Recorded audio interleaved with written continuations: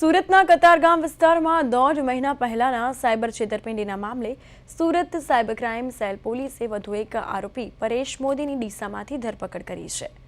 તો આરોપીએ cyber fraud ગેંગને કમિશનથી QR code મોકલ્યો અને અગાઉ આ બનાવમાં 5 આરોપીઓની ધરપકડ થઈ ચૂકી છે।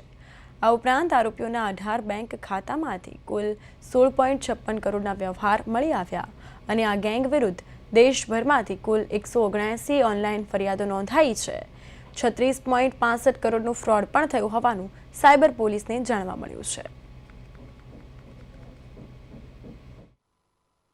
9 મહિનાની 24મી તારીખના રોજ સાયબર ક્રાઇમ સેલ દ્વારા કતારગામમાં એક જગ્યા પર રેડ કરવામાં આવેલ હતી અને આ રેડના આધારે 25/9/2025ના રોજ એક ગુનો નોંધાયેલ હતો અને 52 નંબરના ગુનાના સામે 4 આરોપીઓને સ્થળથી ઝડપી પાડવામાં આવેલ હતી।